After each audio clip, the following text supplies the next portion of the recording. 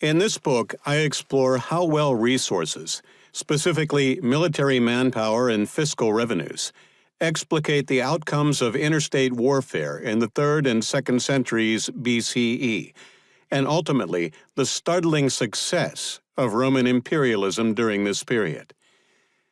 The notion that resource superiority, especially military manpower, explains the rise of Rome is neither controversial nor particularly novel, going back to the Greek historian Polybius, writing in the 2nd century BCE. Researching his history of Rome, Polybius was impressed by the events of 225. In that year, the Roman state undertook frantic preparations against a serious Gallic invasion, including an emergency assay of available manpower. Roman muster rolls listed a total of 770,000 men available for service, a combination of Roman citizens, Latin colonists, and Italian allies. Polybius was amazed by the magnitude of this figure, and he concluded that Hannibal had no chance of victory in 218 when he stumbled out of the Alps with a mere 20,000 frostbitten infantrymen. Ancient thinkers continued to view state power through the simple lens of money and manpower. The admonition of Cicero for Roman senators to know the state, nose rem publicum, involved a tally of men, money, and allies.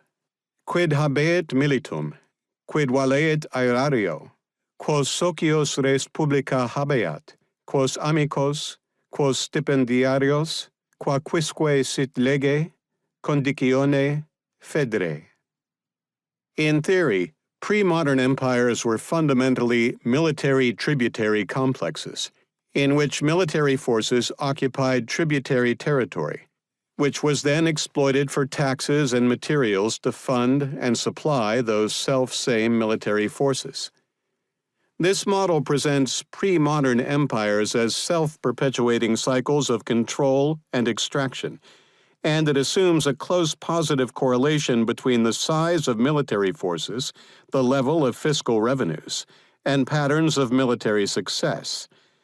Certainly, such a model fits well with the evidence from established and stable empires, with the Roman Empire during the Principate, circa 31 BCE to 235 CE, being the exemplar.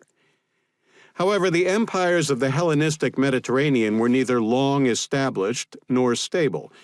They had all effectively formed during the 4th century, and throughout the 3rd and 2nd centuries they engaged in frequent hegemonic wars in an extremely perilous and precarious international environment, a geopolitical situation that Arthur Eckstein has memorably described as Mediterranean anarchy.